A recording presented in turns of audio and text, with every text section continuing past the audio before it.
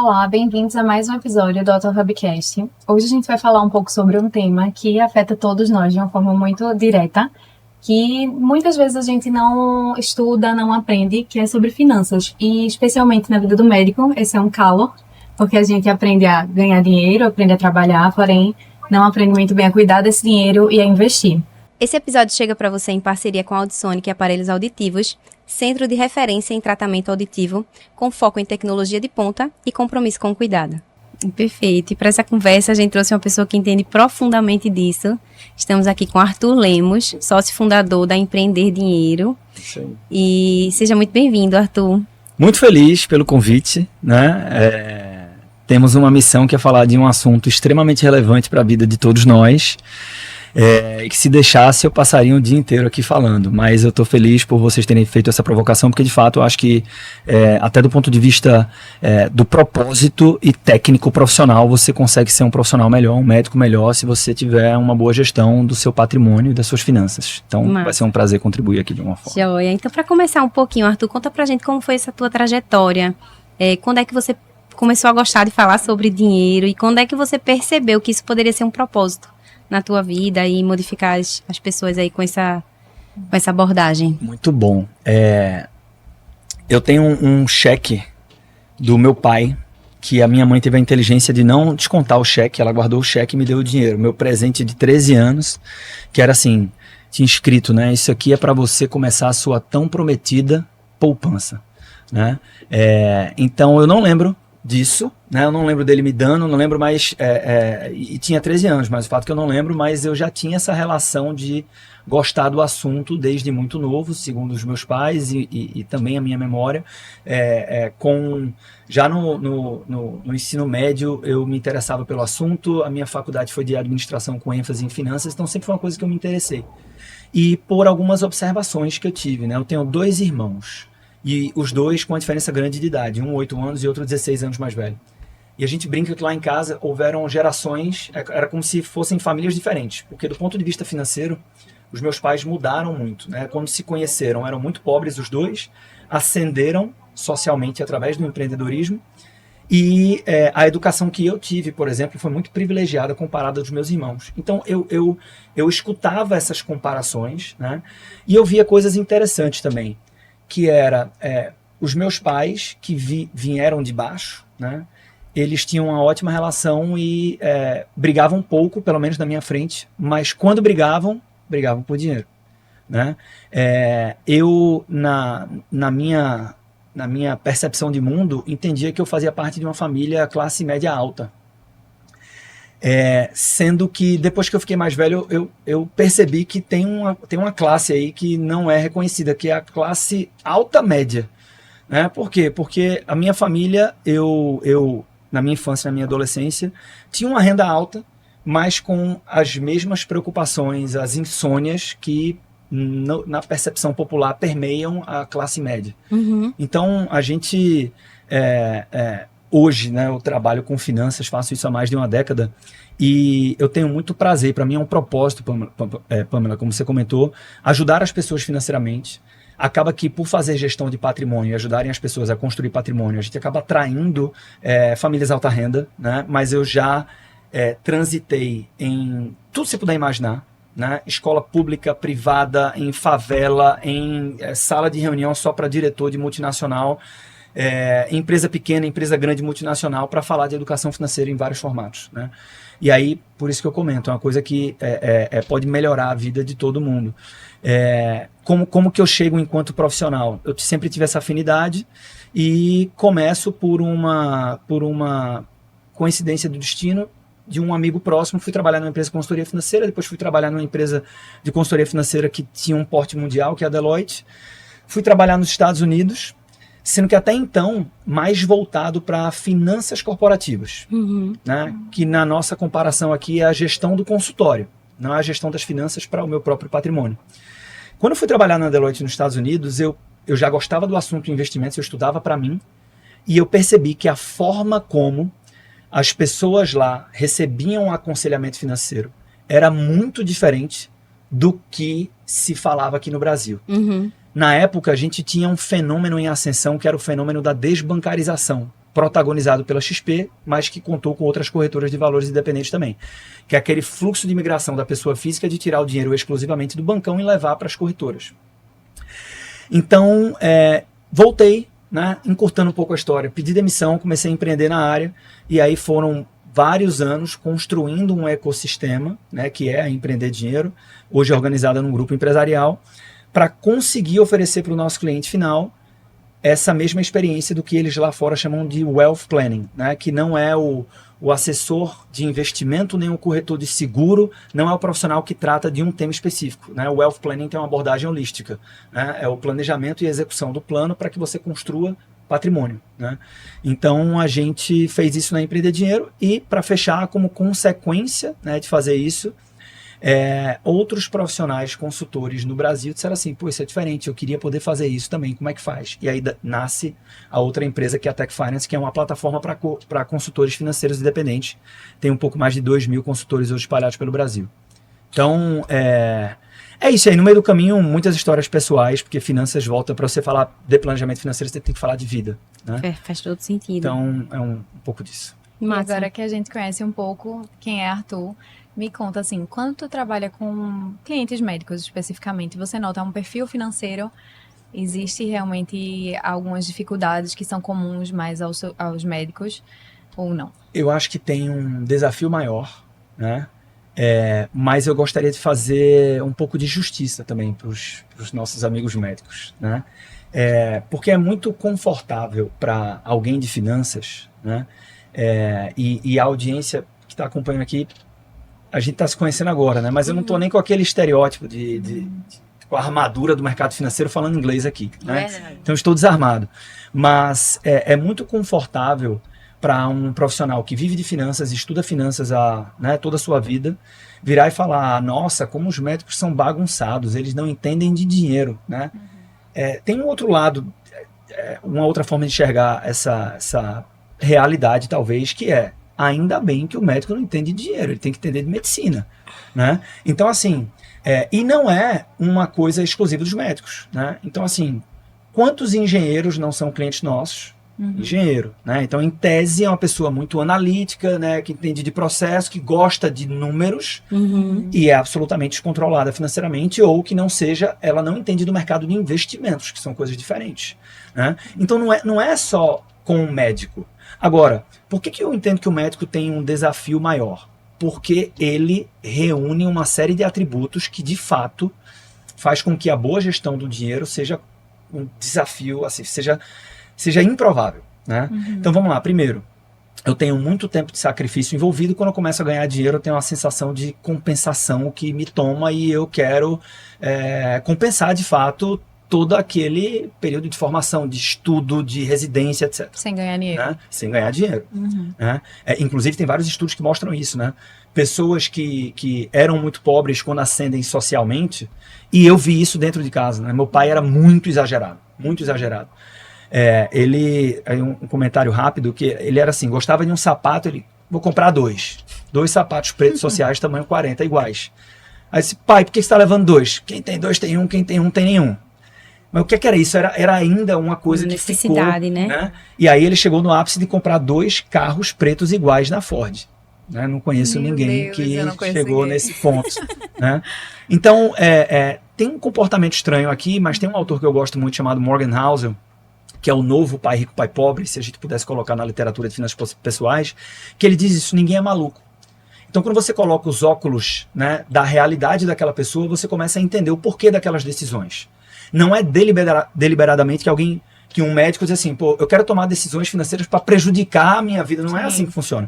Então, voltando, eu tenho um período de restrição que é muito, que machuca, e aí depois eu posso desfrutar por que não fazer isso.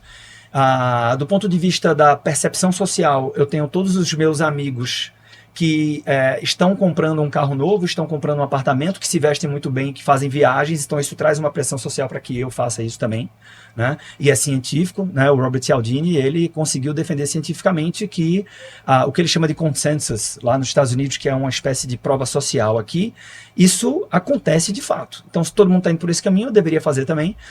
Eu tenho uma renda alta, na média, Então, é difícil se eu não tiver educação financeira, que, by the way, eu também não tenho, diga-se de passagem, eu conseguir, só com a contabilidade mental, trazer razoabilidade para as decisões. Porque a contabilidade mental, também isso é provado através das finanças, behavioral finance, né, das finanças comportamentais, obrigado. Que é assim, a gente faz a conta que eu ganho 40, aí tem a escola do menino que é 2,5, aí tem não sei o que, dá para comprar, não dá para comprar. Mas é óbvio que o fluxo de caixa ele é muito mais complexo do que isso. Ou né? Pior, converte em plantões. Converte em plantões. E aí eu vou pegar mais um plantão. Essa é outra variável. Eu tenho a capacidade, a percepção da capacidade de gerar receita de forma muito tangível. Então, qualquer coisa que você apertar, eu vou lá e dou um gás. Né? E aí isso me deixa mais permissivo para o consumo. Por ter uma renda alta, ó a salada aqui. Né? Por ter uma renda alta, eu tenho acesso a crédito. E aí, dependendo da pedida, eu começo a olhar para a prestação, porque eu posso ter esse carro e eu talvez mereça, e essas coisas vão se misturando. Então, tem um desafio adicional, sim, né? Mas também acho que não é justo falar que médico é muito ruim na gestão com dinheiro. Pô, todo mundo é muito ruim na gestão com dinheiro. E no final do dia, até os planejadores financeiros deveriam ter um planejador financeiro, como médicos precisam de médicos em alguns momentos, porque as decisões mais difíceis, o componente emocional, ele pesa mais. E por mais inteligente que eu seja, eu continuo sendo ser humano. Né?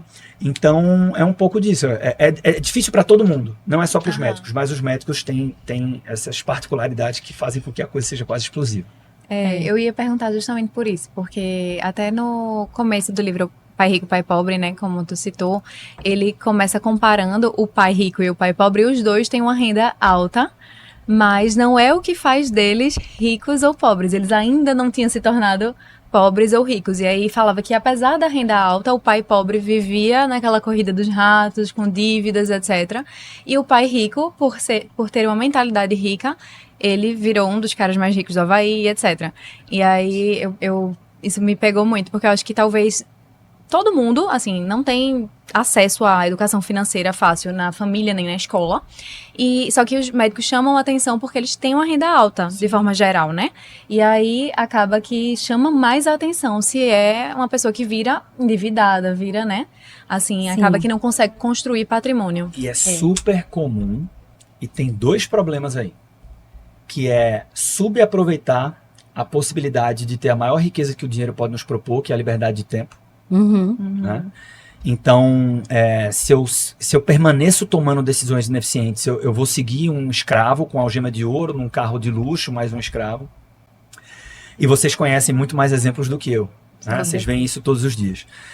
Mas tem um outro ativo subaproveitado que e isso é uma grande diferença de como os americanos, né, pensam a formação de patrimônio, como nós brasileiros pensamos a formação de patrimônio. O desejo de ter um score de crédito saudável nos Estados Unidos, e tem pesquisa que materializa isso, é maior do que ter um carro novo. Isso é maluco, né? Assim, se você pensar, pra gente, eu não sei nem o que é score de crédito, né? E aí vamos traduzir como uma pontuação que vai dizer o quanto e a qualidade do crédito que eu posso tomar. E não é porque o americano ele tem uma obsessão por crédito, é porque ele entende que um bom score de crédito o ajuda a consumir os bens que ele quer, mas também a formar patrimônio. Então, para o brasileiro, culturalmente, o crédito ele é uma ferramenta de consumo, enquanto que, para o americano, ele é uma ferramenta de construção de patrimônio também. Né? Também. Essas comparações com os Estados Unidos, que lá eles fazem tudo certinho e aqui não, também são distorcidas. Né? Tem muito americano endividado, etc. Mas, culturalmente, existe uma diferença. E a minha tradução tem um livro lá super popular chamado Credit Secrets, que fala sobre como que você vai aumentar o seu score de crédito. Todo livro que é best-seller de finanças nos Estados Unidos estoura aqui. Esse não estourou. Né? Por essa diferença cultural e porque, para ser justo, ele fala muito da regra do jogo lá, que é diferente da nossa aqui. Mas uma tradução desse mandamento que eu utilizo sua capacidade de pagamento é o seu maior ativo invisível. Né? E qual é a maior correlação positiva que eu tenho para uma alta capacidade de pagamento? O tamanho da minha renda. Então, além de usar mal a renda, entre aspas, eu subaproveito, né, por não ter conhecimento, ou por não ter esse olhar mais cuidadoso com a formação de patrimônio, um ativo invisível que é a capacidade de tomar crédito ou usar dinheiro de terceiros para construir patrimônio, né? Que aí é um outro tema, mais para frente a gente entra se houver tempo. Mas você está corretíssimo. A gente falou um pouquinho sobre esse desejo de recompensa, né, do médico, e até agradeço aí os panos mornos para a classe médica, mas é fato que eu acho que o problema eu acho que o problema é muito mais anterior a se tornar médico, e eu acho que por isso que a gente engloba aí a classe humana. É isso. Porque eu acho que a gente não aprende a lidar com dinheiro desde muito cedo, não sabe as coisas básicas sobre gerenciamento de recurso mesmo. É uma criança que passa um dia inteiro com a torneira aberta, ela não está entendendo o gerenciamento de recurso ali, né? Então, é muito mais complexo, realmente. Mas aí, abordando um pouquinho, assim, a nossa jornada longa e a tomada de decisões assim, precipitadas, vamos falar assim, no começo da nossa ascensão financeira, o que é que você falaria? Que comportamentos marcam isso, que podem servir como um alerta aí para quem está nos ouvindo? Eita, eu faço isso, e vai ficar aí mais ligado para entender nossa conversa. Que comportamentos você destacaria como prejudicadores dessa formação patrimonial? Vamos lá. Quais comportamentos prejudicam mais a formação de patrimônio? Contra o que é que eu recomendaria. Joia. Né? Muito do que eu falei aqui, assim, veja, além de todos esses aspectos que eu trouxe mais cedo na pergunta anterior, eu tenho muito cansaço envolvido, eu tenho muito trabalho. Quando eu começo a ganhar dinheiro, eu também trabalho muito. Então, isso vai... eu vou intensificando essa sensação de compensação. Né? E aí, quando eu tenho uma necessidade de me recompensar muito forte, é quase injusto que eu espere, né, uma diligência e austeridade no meu comportamento, no meu orçamento e assim por diante. Então, o que eu deveria fazer volta para um script aqui para quase qualquer área, né? É buscar conhecimento, entender que há um custo em delegar sem entender a relação que eu tenho com a pessoa que está me orientando a tomar decisões, e esse custo é altíssimo. Então, às vezes, assim, não gosto de dinheiro e tal, não sei o quê, eu vou lá, o que o gerente do banco indica, eu vou lá e faço, porque isso aqui não é minha praia. Tudo bem, né? Mas há um custo para isso. Então, dentro de finanças, às vezes, quando a gente tem que falar de orçamento, por exemplo, Pamela e Bárbara, as pessoas falam assim, não, negócio de controlar o orçamento, peraí, eu já trabalho pra cacete, eu ainda vou ter que, pelo amor de Deus, aí é melhor Deus levar, né? Eu vou perder minha liberdade, né? Eu não posso nem, vou ter que ir no Palácio, vou ter que ver qual é o preço do café, porra, aí é demais. E é maluco isso, porque quando você faz uma intervenção orçamentária, você faz justamente para ter mais liberdade. Né? Então, isso é para muitas coisas em finanças, né? Eu não tenho paciência para escolher quem vai me ajudar. Eu vou lá no banco porque eu sei que o banco, né, é seguro. Vai ter um preço enorme, né? Quando eu recebo, e eu falo isso porque eu faço dessa forma, eu recebo uma proposta de trabalho de alguém que tem um valor lá para poder me ajudar com as minhas decisões financeiras. Digo, mas aí eu vou contratar alguém, tudo é melhor no banco, no assessor lá da corretora, eu não pago nada. Tem um preço, né? Normalmente, quando você não paga nada por um serviço, você é o produto, né?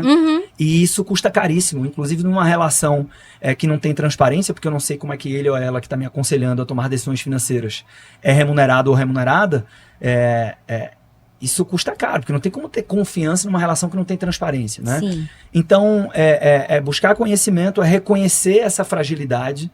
A gente fala muito com empreendedores também, porque a gente tem uma vertical na nossa empresa que ajuda outros consultores independentes. E eu repito muito isso, né? Todo empreendedor precisa de ajuda externa. E eu acho que o primeiro sinal de inteligência é reconhecer que eu preciso de ajuda. Né? E aqui tem o viés, não tem como não ter, né? Mas que bom que eu tenho, porque se eu não acreditasse no processo da intervenção consultiva, eu não deveria estar sentado na posição que eu estou hoje. Então, mesclando o que fazer e os comportamentos que atrapalham com uma recomendação não tentar fazer algo sozinho, onde as chances de performar muito bem são muito menores comparadas a onde eu poderia estar se eu tivesse alguém que está alinhado aos meus interesses me ajudando a formar patrimônio. Né? Assim, e por que começar por aqui? Eu faço questão de deixar isso de forma muito clara. Pô, Arthur, você está falando que a pessoa precisa de um planejador ou de um consultor. Sim. Né? Agora, tem que saber escolher, né? Porque às vezes é um profissional que ele vai querer te empurrar um produto para ele ter uma comissão maior e não necessariamente aquilo é melhor para você. Tá bem alto esse tema, né? Essa semana, bem alto esse por tema. conta daquele... Das COIs, da Pai Braskem. E aí, para fechar, conectando até com a nossa resposta anterior, acho que não tem um médico pneumologista que ele fuma, né? Então tem um consultor financeiro que ele não está bem com as finanças dele também, né? Mas a questão é que quando eu tenho alguém que tem um olhar técnico, que usa as ferramentas corretas e é treinado para isso e não tem um envolvimento em decisões, normalmente essa pessoa consegue contribuir muito, né? Então, esse seria um grande ponto. Agora, sabe por que eu estou vindo por aqui? Porque eu poderia dizer o seguinte, gaste menos do que você ganha.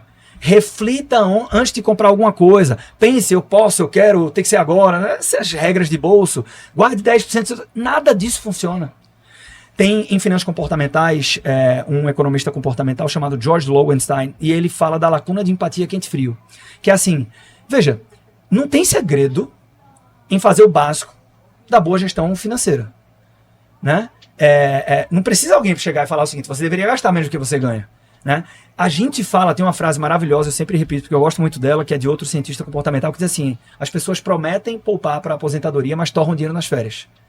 Porque eu sei o que eu deveria fazer, eu digo para mim mesmo que eu não vou fazer, agora eu vou me organizar. Não, eu cansei. Agora vai. Né? Sempre que eu falo isso, é frio. E o contexto exerce uma influência muito maior sobre as nossas decisões do que a gente gostaria. Então, eu brinco com o exemplo da dieta, né? De que eu estou em dieta. E aí, meus amigos me chamam para um happy hour. Eu digo, não, eu vou para não ser deseducado, mas eu vou tomar 2 sucos e tudo, mas vou voltar para casa. Então, chega lá, meu amigo diz que está grávido, e o outro diz que foi promovido, e daqui a pouco eu estou no 6º pastel e estou no 10º chopp, né? Eu sei que eu não deveria, mas só que eu fiquei quente, né? Então, esse contexto influenciou a minha percepção de mundo e, como consequência... Então, eu acho que é raso dizer, fique atento, reflita se você realmente precisa, porque é o tipo de coisa que todo mundo balança a cabeça, as pessoas concordam, mas é muito difícil na prática fazer. Perfeito. É um pouco sobre você confiar menos na sua força de vontade e mais, né, se ajudar a tomar melhores escolhas, né? Sim. Ou investir antes de gastar, né? É isso aí. Exatamente isso. Respeitar o fato que nós somos falhos. Né? E aí eu tento usar isso ao meu favor, né? E não achar que eu vou ter uma disciplina de Joel J toda segunda-feira de manhã, que é difícil. É difícil. Talvez até para ele seja. Eu vou até cortar um caminho agora no podcast, porque tu começou a falar um pouquinho sobre modelos de assessoria e né? E tu pode explicar pra gente as diferenças entre o modelo fee-based e o modelo commission-based e assim, como que no Brasil, normalmente... Eu vou fazer, mas eu preciso fazer um elogio público aqui, né? Eu conheci a Bárbara há 2 semanas num evento de uma construtora. E, por acaso, sentamos um ao lado do outro. E aí, a gente começa a conversar e tudo, porque demorava alguns minutos para começar a palestra. Eu vou ser breve, prometo. Mas ela, você é médico também? Eu disse, não, sou consultor financeiro. Porque assim, só tinha médico no evento. Tinha médico. Aí ela fez... mas você atua no modelo commission-based ou fee-based? Eita! E eu arregalei os olhos, não foi? Tudo que eu sabia. Eles dizem, porra, velho, que sonho! Que eu gostaria que todos os médicos conhecessem a diferença desses 2 modelos, porque isso já resolveria boa parte dos seus problemas. Quando você vai num banco, você não paga. Paguei o boleto da assessoria para você me dar atenção e me ajudar toda vez que eu... Quando você quer falar no banco, você manda uma mensagem, dependendo de se a sua conta ela está em português ou em outro idioma, né? Porque dependendo da renda, aí select, personalité, vai mudando o idioma. Mas alguém vai falar contigo e vai dizer, não, eu estou pensando no financiamento, eu estou pensando em investir, tal. E essa pessoa vai te dar super atenção. Você vai no banco, ela vai te dar um cappuccino e tudo mais, tal. Não é uma instituição sem fins lucrativos. Então, se não é filantropia, né, esse profissional está sendo remunerado. Como que ele está sendo remunerado? Né? A mesma coisa acontece, né? E em certa medida é até pior nas corretoras de valores. Então, não tenho rabo preso e sou conveniado, ou estou conectado a todas elas. Né? Então, eu vou usar o exemplo aqui da XP e do BTG porque são as mais conhecidas. Então, fica mais didático para a audiência. Então, o assessor da XP, meu amigo é assessor da XP, eu tenho uma conta lá. Tá, quanto que ele te custa por mês? Não me custa nada. Mas não é uma filantropia.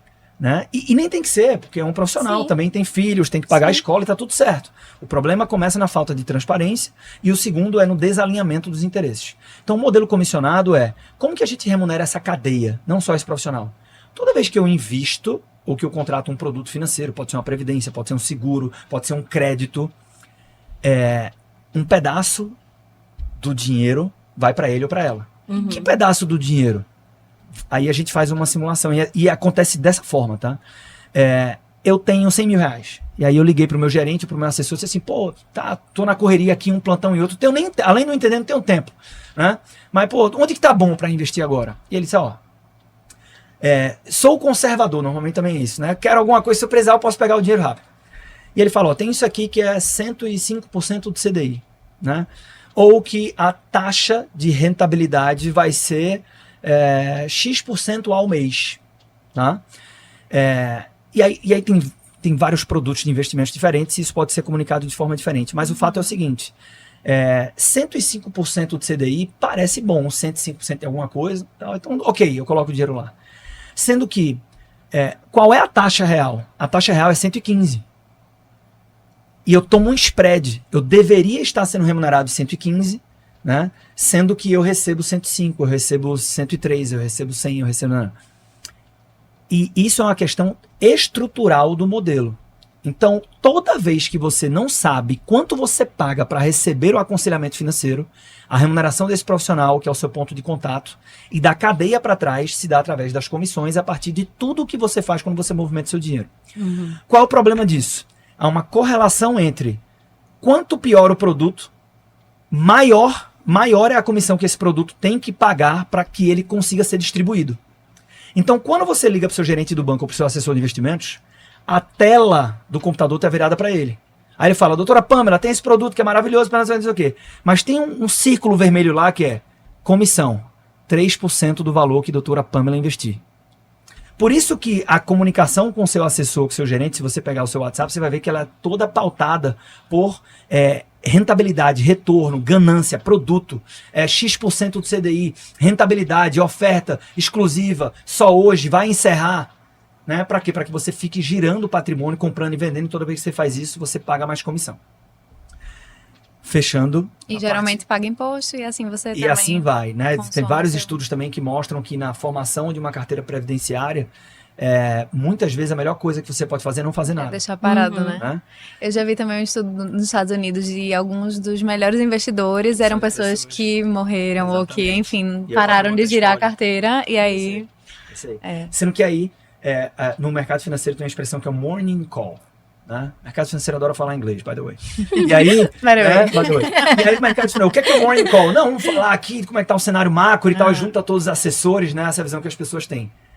Morning call é um call comercial. Pessoal, é o seguinte, tem esse produto aqui e ele tá pagando não sei o que, e aí quem vender tanto esse mês e tal vai concorrer a um Alexa no final do mês e tal, e é assim que você vai ganhar o ingresso pro Cruzeiro no final do ano.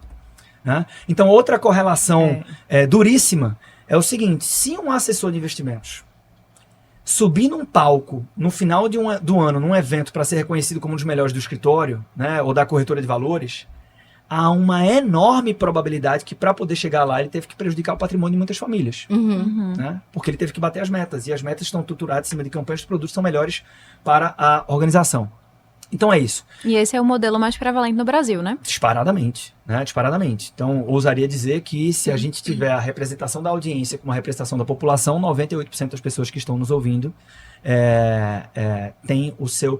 E veja, não é o problema do consultor, às vezes é um profissional técnico, ele não acorda de casa dizendo assim, quero prejudicar alguém, mas o modelo leva a isso. Né? Qual é a alternativa? É um modelo perfeito? Não acredito em modelo perfeito. Né? Então, existe transação de dinheiro, eu estou prestando um serviço, existem interesses. Né? Agora, o modelo, que é o modelo de gestão patrimonial mais bem sucedido do mundo, mais popular nos Estados Unidos, e que ganha muita atração nos Estados Unidos, é o modelo que a gente atua, é o modelo onde a minha remuneração não se dá através de comissões. Né? Então, eu, inclusive, não posso receber comissões. Então, naquele exemplo lá, quando você investe 100 mil e a comissão de 3 mil fica comigo, nesse modelo que eu vou explicar, essa comissão ela volta para você e você enxerga isso no seu extrato, lá na sua conta da XP ou do BTG, por exemplo. é o modelo baseado num Fee-based, FII, né? E daí vem o nome, como o mercado financeiro tem que falar inglês o tempo todo, é a taxa fixa, né? O fee-based. Então, um é baseado na comissão e outro baseado numa taxa fixa. Eu vou pactuar com a Bárbara o seguinte, doutora, através desta taxa aqui, que representa um percentual ao ano sobre o seu patrimônio, por exemplo, 0,8%, 1%, 0,6%, a gente vai pactuar essa taxa e essa é a minha única remuneração. Você sabe quanto é, você enxerga no seu extrato. Todos os meses, quando eu prestar contas da performance do portfólio, eu começo na minha prestação evidenciando o valor dessa taxa de administração e eu não recebo comissões. Então, eu só tenho um interesse aqui, né, com a doutora Bárbara, que eu tenho que entregar uma baita Boa performance para assessoria. ela, para que ela queira ficar comigo durante muito tempo, né? E normalmente, quanto maior o patrimônio, esse percentual vai diminuindo, né? Sim. Então é bom para o investidor e apesar de diminuir o percentual, como o patrimônio em reais aumenta, a minha remuneração em reais aumenta também. Então a gente tem um alinhamento. E De aí, voltando para interesses, aquele né? exemplo, você tem um alinhamento muito maior de interesses, né? Legal. Então essa é a diferença dos modelos. Eu lembro que eu cheguei a ver alguma coisa sobre ser obrigatório agora mostrar a taxa de comissão. Como é que isso tem sido driblado? Então, isso é interessante, né? No Brasil tem uma coisa meio maluca, que tem lei que pega e lei que não pega. A gente não fala isso, né? Eita, essa lei não pegou, né? Então, tem a resolução CVM 17879 que faz com que os veículos de investimentos, quando fazem assessoria ou gestão patrimonial, precisam comunicar quanto que está custando esta assessoria. Qual é a grande diferença dos modelos? Veja só, de um lado eu tenho as comissões. Desalinhamento de interesses, falta de transparência, barará. Do outro eu tenho a taxa fixa única e transparente, né? Maior alinhamento, maior transparência e ele é mais barato. Quando eu vou para o balanço da XP e do BTG, para o varejo alta renda, esse modelo no ano passado no Brasil comissionado custou 1,5%, às vezes 2%, em média, do patrimônio do cliente final. Então se eu tenho 1 milhão, 15 a 20 mil reais por ano, tá? Custou esse serviço. Sendo que o investidor não enxerga, ele acha que é gratuito, porque é a rentabilidade que ele deixa de ter. Enquanto que no outro modelo é 0,8. E aí depende de cada casa, pode ser um pouco mais ou um pouco menos. Então eu tenho ainda um modelo mais barato. Sendo que por enxergar o custo, existe a fricção ou a dor de pagamento. No outro modelo eu acho que é gratuito, né? Mas na verdade não é. Paga-se um preço muito caro. Então, voltando para a tua pergunta, que foi... Eu fiz um gancho e vou voltar. Eu perguntei sobre se é obrigatório Então, a divulgação dessa taxa de comissão. Então, o que é que acontece? Quando o regulador diz assim, agora... Porque quando eu te assessoro no modelo da taxa fixa, você já sabe quanto é. Sim. Mas no modelo comissionado você não sabe. Então, a turma, que era o mercado todo, teve que prestar contas para a doutora Pamela, que assim, na verdade, você achava que era gratuito, mas no ano passado, eu fiz uma receita de 67 mil reais em cima da sua carteira. Muito obrigado. Ela vai dizer, peraí. Né? Proporcionalmente está pesado esse negócio. Então isso foi revogado, foi adiado, entrou em vigor e entrou de um jeito que não pegou muito. Essa informação é difícil de acessar e acho que a gente não vai resolver a transparência por aí. Né? Acho que a gente vai resolver a transparência por um movimento que ele é inevitável, assim como a desbancarização foi. E Sim. por que é inevitável? Ele é perfeito, mas ele é inquestionavelmente melhor para o cliente final. Sim. E aí, em algum momento, aquele senhor lá de 50 anos, que estava no bancão, no Banco do Brasil, que tinha 2 filhas, que não veio de berço de ouro, quando o assessor, o moleque de colete da XP, chegou lá para dizer, sai do Banco do Brasil, vem aqui na XP. Peraí, XP, no Banco do Brasil eu confio. Então era inimaginável o fenômeno XP, essa desbancarização. Mas por que aconteceu? E hoje em dia já BTG é um dos maiores, né? Gigante. Mas e demorou, mas por que aconteceu? Porque em algum momento esse assessor de investimentos conseguiu 20 minutos da atenção do nosso cliente hipotético aqui. E ele olhou e fez assim, porra, faz sentido esse discurso. Aí ele transfere o dinheiro todo? Não, mas transfere um pedaço. E aí ele, quando transfere um pedaço, é inevitável, ele começa a comparar a performance dos investimentos na XP e no Banco do Brasil. E ele vê que na XP performa melhor, ele vê que o negócio é sério. Aí ele transfere tudo, não, mais um pouquinho. Aí vê que vai melhor. Aí ele transfere tudo, não, ele chama um amigo dele, porque se ele se lascar, não vai sozinho, vai com um amigo também. E aí daqui a pouco, e aí a história tá contada. Né? Então a gente acho que a transparência vem pelo modelo do FII fixo ficar maior e não pela exigência regulatória, porque aí tem forças contrárias aí para que não haja tanta transparência assim. Vamos manter aí no tema dos investimentos e voltar só umas casinhas antes. Claro.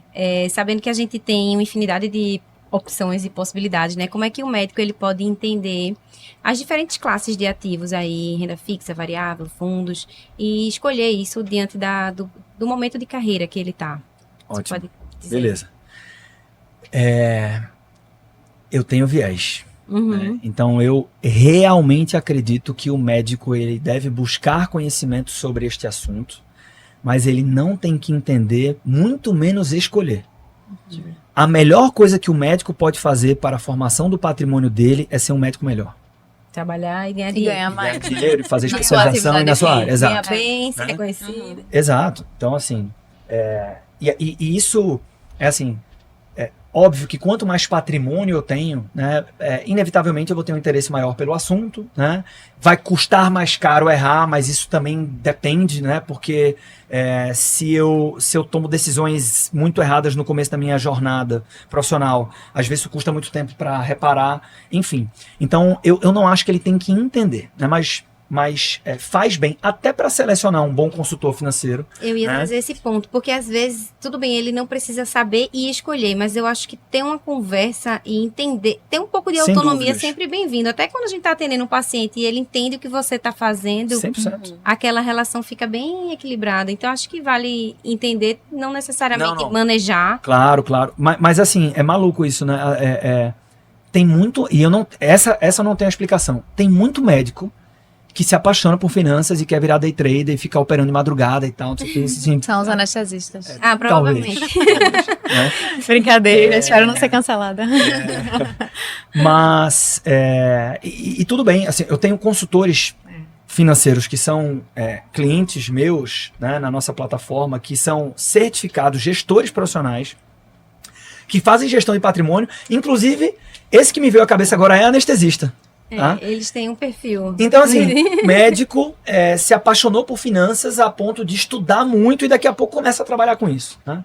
Tudo bem, mas ainda assim não representa a média. Então, falando para a maioria, né, observação ampla, o mínimo que eu deveria entender, do ponto de vista de como escolher um profissional, poucas coisas. Primeira delas, ter uma conversa muito franca e entender como que ele é remunerado, porque isso já vai tirar um monte de conflitos no meio do caminho se você tiver transparência sobre isso, e com a transparência sobre como ele ou ela é remunerado, você vai poder construir uma relação de confiança.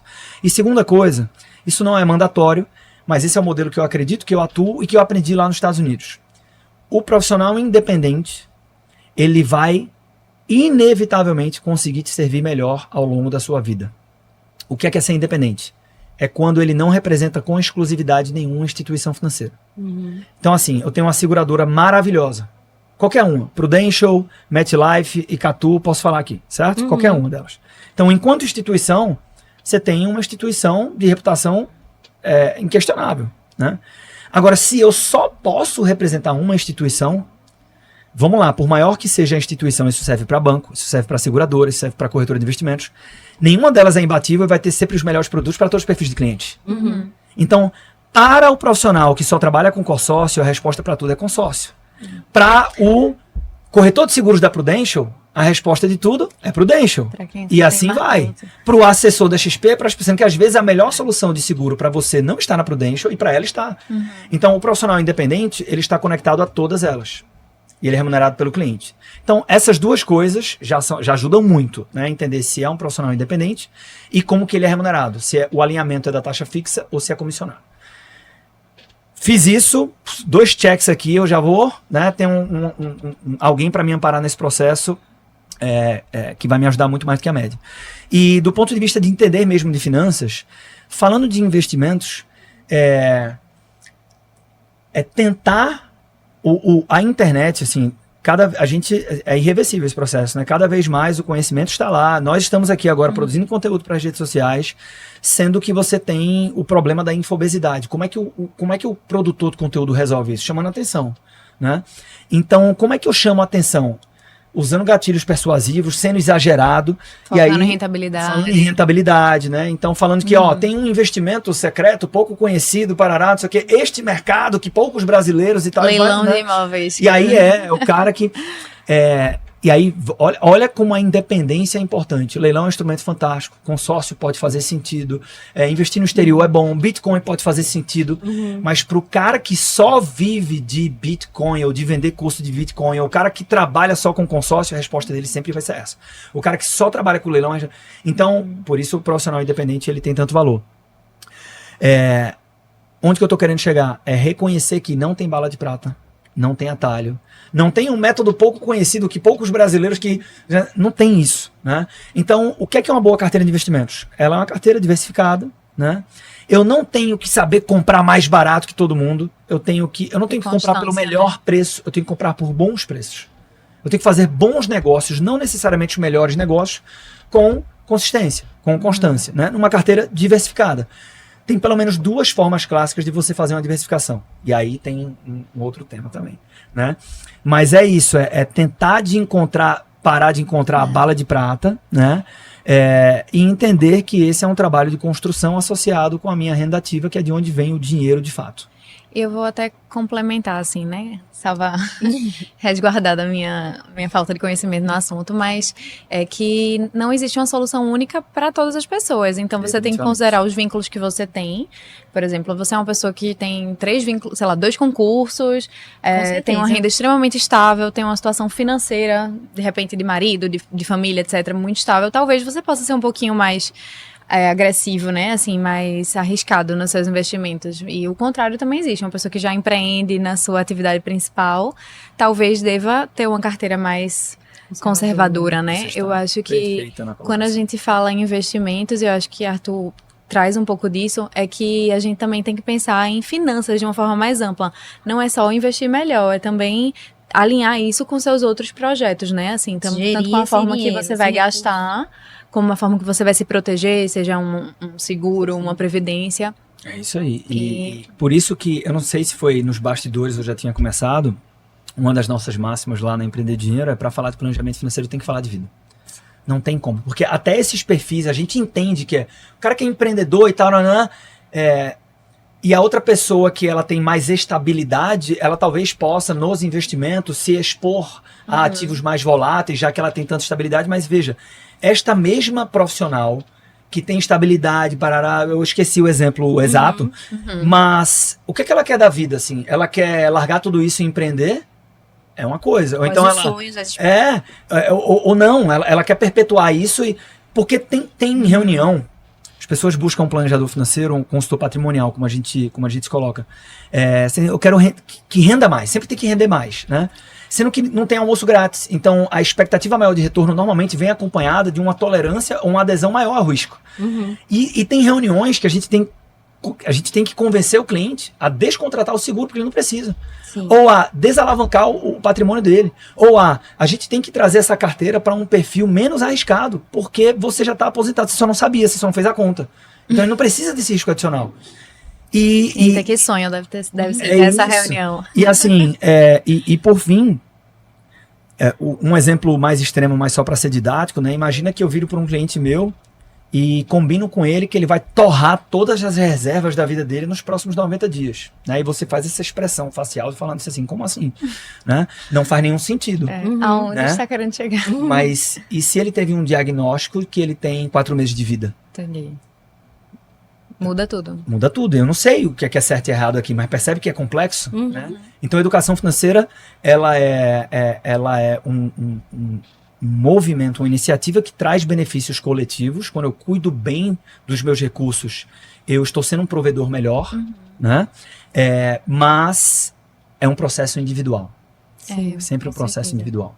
Outro ponto também que eu acho que a gente fala pouco sobre isso é sobre a confusão entre PJ e pessoa física. Normalmente o médico junta tudo e rapa a conta da pessoa jurídica. Vou defender meus amigos médicos, não só eles. Não só eles. Assim, tem muito contador. São os que eu conheço que faz isso, né? E aí eu acho que o prejuízo maior é porque, como o Arthur bem falou, assim, o diferencial às vezes não vai ser aquele percentual a mais que sua carteira vai estar rendendo, e sim você ganhar mais dinheiro e aportar mais na sua carteira. Sim. E E você vai aportar mais como? Investindo mais na sua carreira. Então, pode ser comprando uma máquina para o consultório, investindo num curso. E se você não tiver um dinheiro para isso, já separado, isso não vai acontecer, né? Então, eu acho que conversa de novo com essa questão de que a gente tem que pensar em investimentos dentro de um contexto mais amplo, né? Sim. Da vida financeira.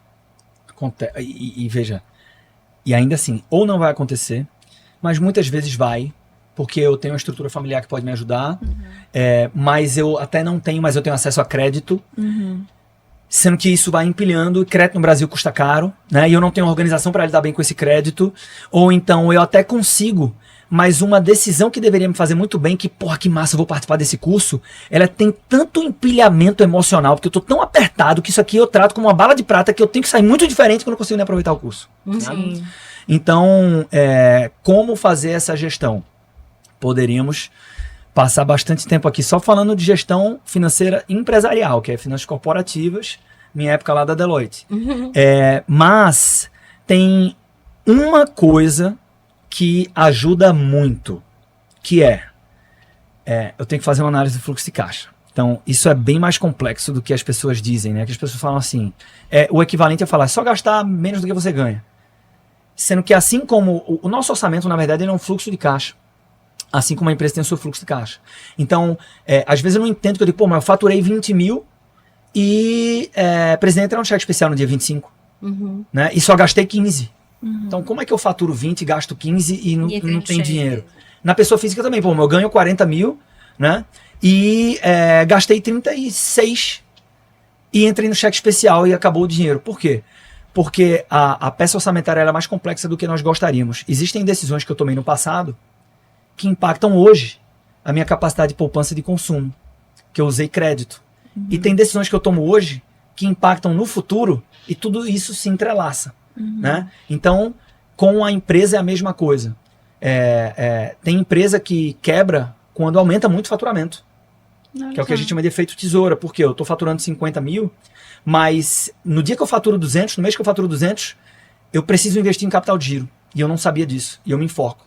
Né? E eu não tinha um planejamento para tomar crédito, e aí eu tomo crédito caro, enfim. Como assim, Arthur? É porque eu vou receber do meu cliente em 10 vezes e eu tenho que pagar o meu fornecedor em 30 dias. Tá? Então, o fluxo de caixa é uma peça que conceitualmente era simples de entender. O quanto que entra não é venda, né? É ingresso, né? É entrada de caixa. O quanto que entra, quando que entra e de onde vem, e o quanto que sai, para onde vai e quando que sai. Eu cruzo isso, né? E enxergo um pouco o batimento cardíaco do ponto de vista da saúde financeira do meu negócio. Eu tenho que encontrar uma informação. Qual é o valor fixo? Eu estou tentando simplificar para agregar valor para quem vai só assistir um podcast e vai parar aqui. Tá? É muito pouco provável que você consiga fazer uma boa gestão do fluxo de caixa transferindo, tá melhor agora, aí vai 10 mil nessa quinzena, 15 mil na outra, 20 e tal. Você precisa, parece que eu sou o dono da razão, mas vai te fazer bem fazer o seguinte tudo. Qual é o meu prolabore? Quanto que esse negócio consegue me remunerar, né? De forma fixa, sem que isso prejudique a saúde financeira do negócio, né? 20 mil reais. Mas eu tenho uma sensação que poderia ser 40. Tudo bem, então você vai ter uma distribuição de lucros semestrais, né?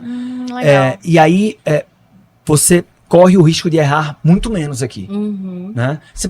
Mas eu acho que dá para tirar 40 no equivalente, tudo bem, mas você vai blindar melhor o fluxo de caixa da companhia, né?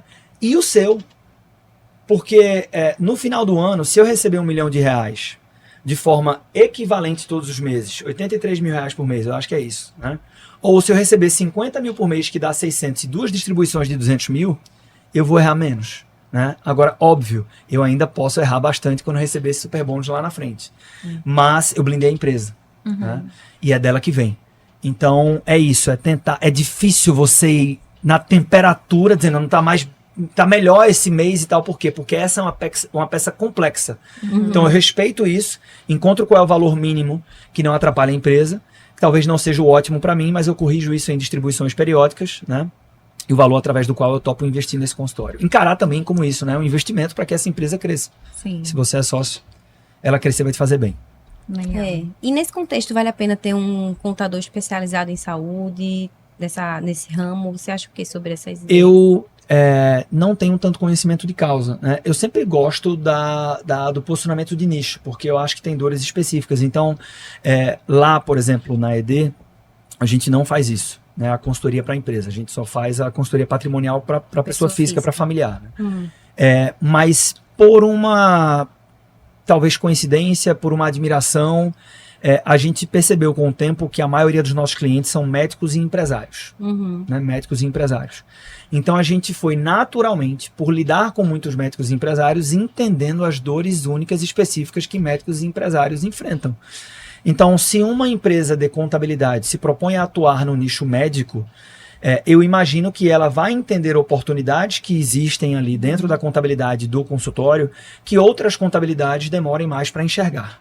Agora, seja muito criterioso, né? Porque o médico ele tem uma áurea, é áurea que chama? Né? Então, assim, as pessoas enxergam um nicho médico como, pô, se eu servir essa categoria eu vou ganhar dinheiro. Então, tem muito produto para médico. Tem muito produto para médico e eu ousaria dizer, sem conhecimento de caso, isso aqui é percepção, acho difícil estar errado, mas posso estar, que tem mais contabilidade ou consultoria empresarial especializada no nicho médico por oportunidade do que por propriedade. Por propriedade, entendeu? Assim, beleza, mas quantos clientes médicos você tem na tua carteira? Tá, me dá um exemplo, porque a gente também está conversando com outro pessoal aqui de algo que você conseguiu agregar de valor para a empresa, para o consultório, que é específico de consultórios. Né? Então, isso vai trazer talvez um papo um pouco mais profundo para você selecionar melhor. Mas imagino que sim. No entanto, não precisa ser. E se fizer sentido, tente investigar, entender se ele realmente tem propriedade por ter ajudado muitos outros consultórios médicos ou se ele está tentando aproveitar o nicho. Certo. Quando a gente está falando do médico, geralmente a gente tem realmente uma possibilidade de ganhar dinheiro, mas vai depender do nosso trabalho. Então, a gente supõe que vamos conseguir continuar trabalhando, etc. Mas pode acontecer alguma coisa no meio do caminho que nos impossibilite de continuar provendo, ganhando para nosso sustento. E aí eu acho que entra a escolha de previdência e de seguro. O que tu pode falar sobre isso para esse perfil? Eu posso falar que 95% das pessoas precisam de um seguro de vida ou renda, né? Se você é médico, você precisa, porque você também muito provavelmente vai precisar de um seguro de responsabilidade civil. O planejamento financeiro é assim. O que é que todo mundo quer falar? De investimentos. Rentabilidade. Leilão, rentabilidade. Dobrar patrimônio. O que é que ninguém quer falar? De orçamento. E o que é que ninguém quer nem ouvir? Proteções. Seguro. Né? Então, a abordagem holística ela é muito importante, que aí poderia incluir naquela lista lá, né?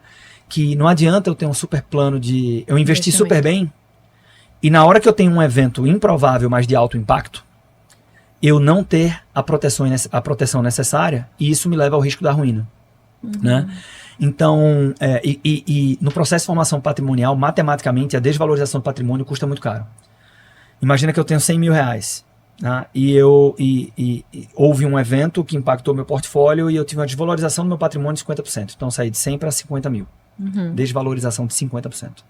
Para voltar para onde eu estava, eu não tenho que ganhar 50% de volta.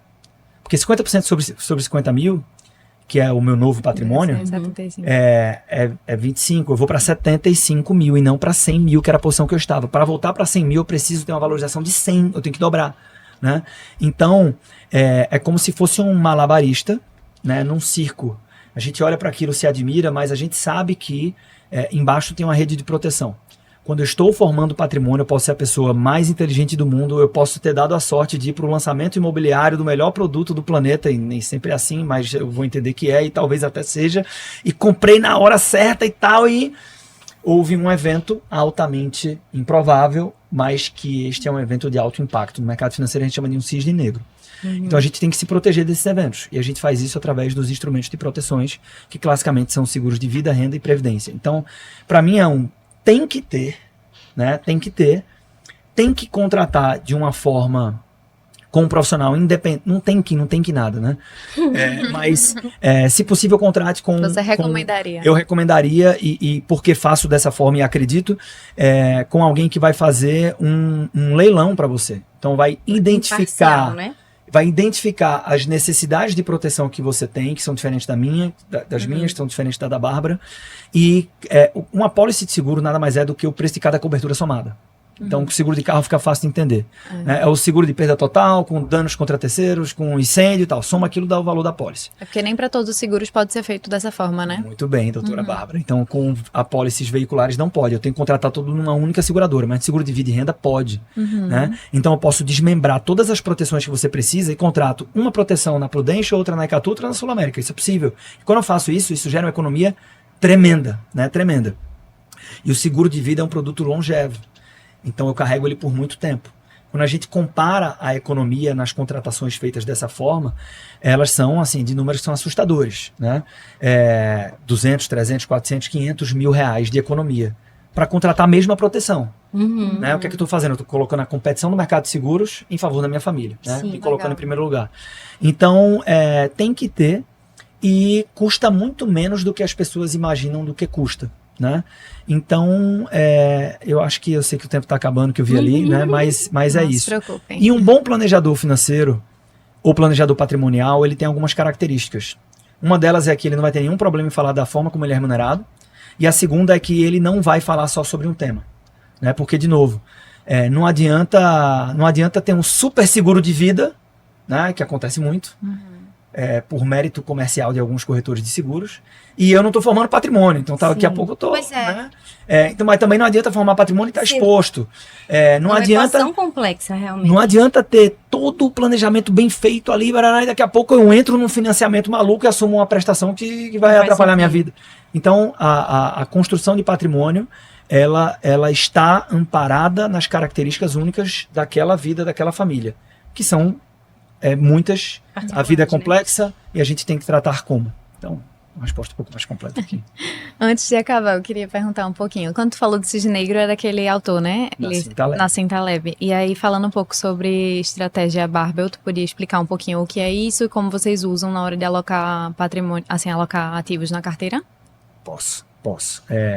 O médico que estiver nos ouvindo agora, que recebeu uma abordagem de um profissional de investimento, se falar, vocês, o que vocês acham da estratégia de barra ou estratégia Barbell? Assim, ele já vai dar uma assustada. Esse profissional já não vai apresentar produtos ruins para ele, que ele vai ter uma autoridade ali implícita. É porque isso é um conhecimento um pouco mais técnico e não chega tanto, tá? Mas é assim, como que eu monto uma carteira de investimentos, né? Até as pessoas que não entendem nada de investimentos entendem que, ou inconscientemente, vão dizer assim, não, eu vou dividir os ovos em várias cestas. O que é isso no mercado financeiro? É eu distribuir o meu patrimônio em classes de ativos diferentes, porque no momento onde a bolsa performa muito mal, historicamente o ouro vai bem.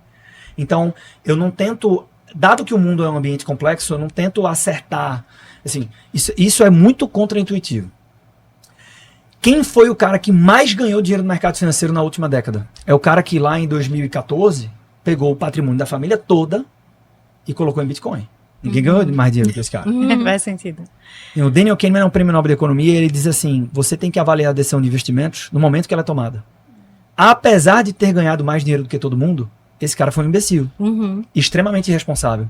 E para cada um cara desse, que vai fazer a palestra e faz o Reels no Instagram e a gente ouve falar dele, tem 1 milhão no cemitério. Que quebrou e a gente não ouve falar. Então, eu deveria distribuir o meu patrimônio em classes de ativos, né, descorrelacionadas. Quando toda a minha carteira está valorizando muito, isso é um sinal de atenção, né? Porque talvez eu não tenha essa descorrelação. Acontece que quando vem o cisne negro, né, então essa é a teoria moderna de portfólio. Né, isso gerou até prêmio Nobel em 1990. Então, a maioria das estratégias de investimentos segue por essa linha, né? E faz sentido. E a crítica do Nassim Taleb no momento mais importante, que é quando você tem um grande evento de cauda, um evento improvável de alto impacto chamado de cisne negro, a correlação de tudo vai a 1. Então quando tem uma pandemia, desvaloriza bolsa, imóveis, ouro e tudo cai. né? Então você deveria distribuir a tua estratégia a tua arquitetura patrimonial de uma outra forma, e o nome barra vem daí. É uma barra desequilibrada, né? Onde a maior parte do patrimônio da Pamela, 80%, 90%, se calcula isso, vai depender do perfil, vai estar investido em ativos e produtos de investimentos muito seguros e com excelente liquidez. Isso não significa que eles têm que ter uma rentabilidade ruim, tá? Mas aqui o papel é trazer segurança, né? E 10, 20, 30% em ativos que são mais arriscados, mas que tem uma característica que a gente chama de assimetria. Que o que é isso? Quando eu perco dinheiro, eu perco pouco, mas quando eu ganho muito. Então, periodicamente eu vou ter grandes porradas, e essas porradas vão preservando a estabilidade, né, do crescimento do meu patrimônio, porque a maior parte do meu dinheiro está investido num pilar de segurança. A gente tem esse outro pilar que tem o nome de pilar de alta convexidade, onde eu vou ter investimentos aqui que, quando performam bem, carregam minha carteira, né? E aí trazem esses eventos de liquidez.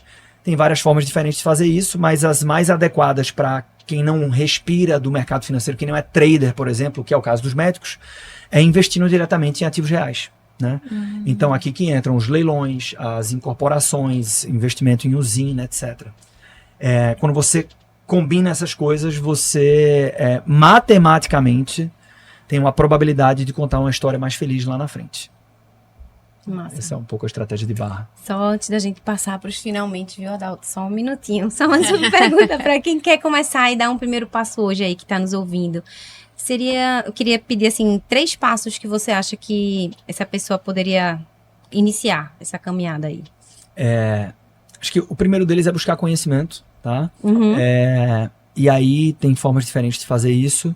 Eu vou fazer um jabá sincero de um projeto nosso que é gratuito e que ele é muito legal para usar no tempo morto. O médico tem pouco tempo disponível, o tempo dele é muito disputado. Então, assim, tô no trânsito, né? Em vez de ficar ali só ouvindo música, que é importante também, né? Ou enfim, no TikTok, e ainda correr o risco de bater o carro, a gente tem um projeto... Eles estão ouvindo o AutoHub. Então. É isso aí.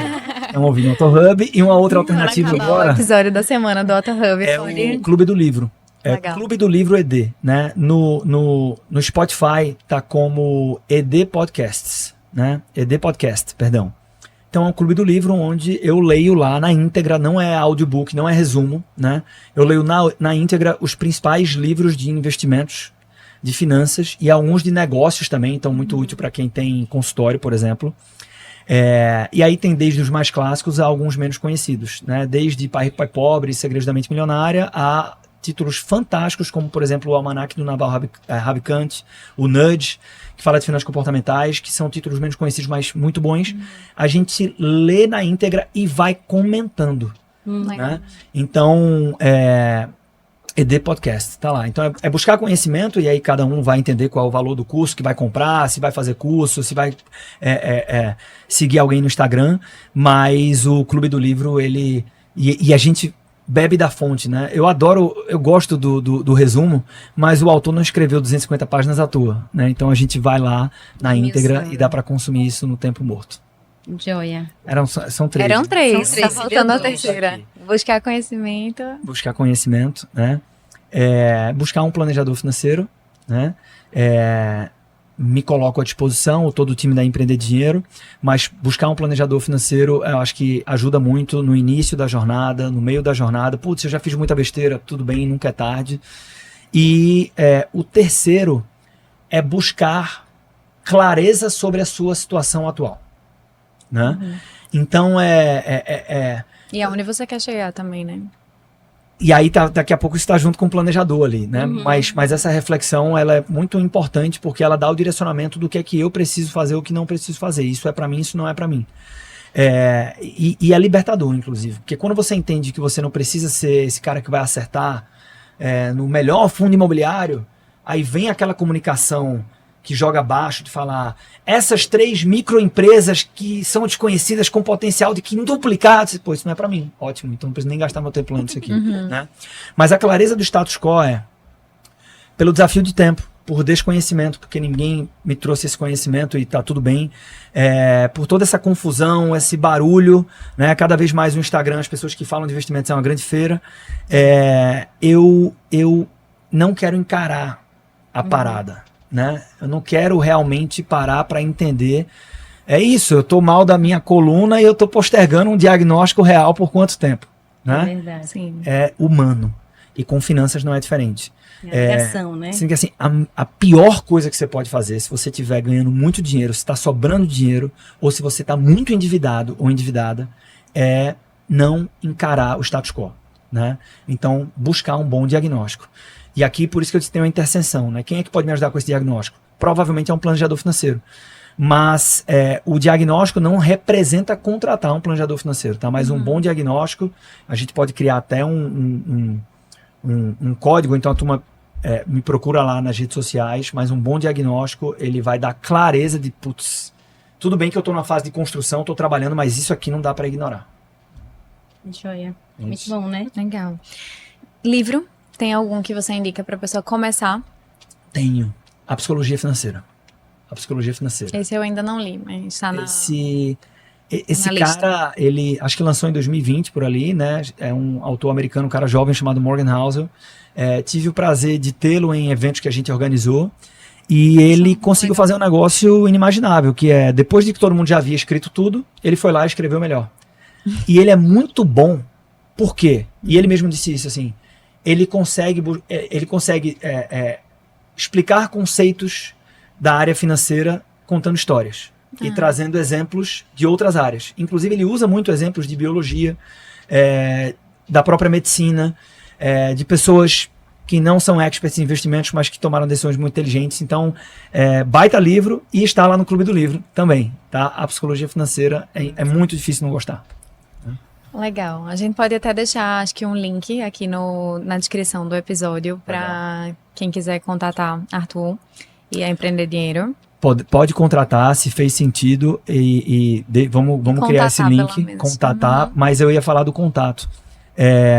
Esse link eu uso, não vou dizer que bastante, mas uso lá o Instagram. Então, para quem usa Instagram, a gente pode dizer o seguinte: manda uma mensagem, AutoHub, né? Eu vou entender que você veio daqui, e aí a gente vai ter uma automação lá para te convidar para uma reunião para fazer esse diagnóstico, né? Legal. De uma forma que a gente pode eventualmente trabalhar juntos, mas mesmo que a gente não trabalhe juntos, a clareza de onde você está vai ser muito útil, né? Então, se fizer sentido, coloca o arroba do Instagram, e aí é só mandar uma mensagem AutoHub e a gente, através de alguma automação lá, chega nessa reunião. Legal. Arthur, muito obrigada pela conversa. Acho que ficou bem claro aqui para quem está nos acompanhando que falar de finanças é realmente falar sobre qualidade de vida, liberdade profissional. Sobre comprar tempo. Exato, comprar tempo, enfim. É essencial, na verdade, né? Não adianta a gente ter uma carreira nobríssima e tá lá enfocado. No final da vida. No final da vida não sabe nem o que tem. Durante também. E principalmente durante cada dia que passa, né? Então... Perfeito. Se você acompanhar aqui, segue a gente nas redes sociais, @AutoHub_, e continua acompanhando que toda semana tá saindo podcast novo. Muito bom. Joia. Muito bom.